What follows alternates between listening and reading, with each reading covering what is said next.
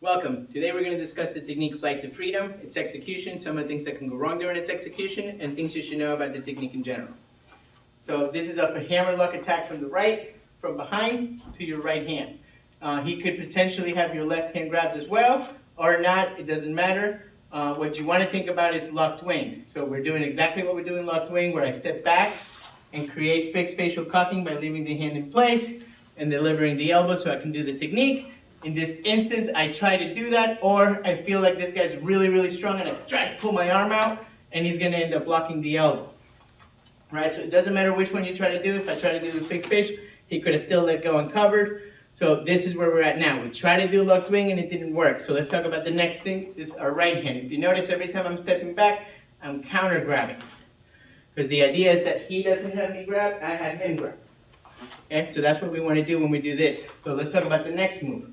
So as I begin to step and hit, the next thing that can go wrong here is I step away and then try to pull him. And if you notice, I'm not really in a good position to pull with just using my arms. If I was really big and he was little, you potentially could, but what you want to do is body fuse. So I want to fuse the arm to my body so that as I step, my body is pulling him into me. So we're already starting to cancel his height. Next thing I'm going to do is shoot this back kick. So the next thing that can go wrong is where I stepped with my left. So once he blocks the elbow and I step, I don't want to step around my foot because this doesn't give me the alignment in the backup mat for the back kick. I want to make sure I'm straight ahead so I can do the back kick. So let's talk about the back kick. If you notice, I'm landing in a position ready to exit. I don't want to kick and land facing my opponent already because that's giving away all my rotation for the following maneuver. So let's talk about the next move. We step in with the elbow. I step away, pulling him in, throw the back kick. I'm going to turn. So the next thing that can go wrong here is I'm unanchoring my elbow. And I do a big circle, which lifts him back up, leaves everything open, and he can potentially take advantage of it. So what you want to do is keep your elbow anchored, keep him canceled. So I already bent him over. I want to keep him low. Now what you don't want to do is what I did. I rotate it, keep him low, and then execute the kick. So the way you want to think of this front kick is intellectual departure. Intellectual departure, we use the rotation to throw the kick. Now we're going to do the opposite. I'm on the other side to use the rotation to throw the left kick. So once again, he grabs, we hit, I pull him into the back kick. As I turn, I use this rotation to do the snap. So now the technique does a snap kick and it does a front kick, but typically, if you think about it, we have a rule that says we should do a plus X rule. So we should be doing a side kick. But we're not obeying the rule because I potentially have both legs. So there's my margin for error. I could hit either one of them and it's a snap. So I don't have to follow that rule in this instance.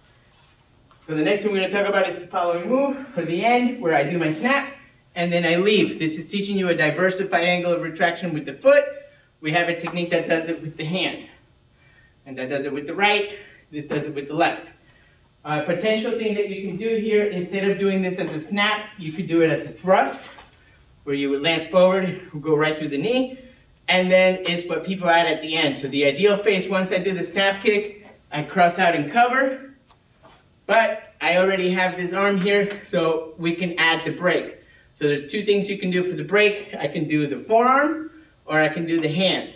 They each have a benefit. This one gives me more margin for error.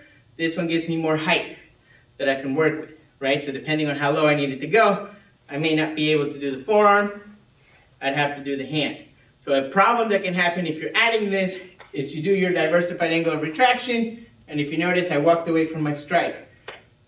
So what you want to do, again, body fuse my arm so that as I step, he comes with me, keeping the elbow in front of me, and then I can deliver whichever strike I want to do at that point. So let's switch positions. Do a quick walkthrough one more time. He grabs. It doesn't matter if he grabs the other hand or not. I want to do my fixed facial cocking. He blocks the elbow. Step directly forward. Body fuse as I pull. Back kick. Land. Turn as I do the snap. And then leave. And again, you can choose to add the brakes or not if you want to. We'll do it one more time without the explanation.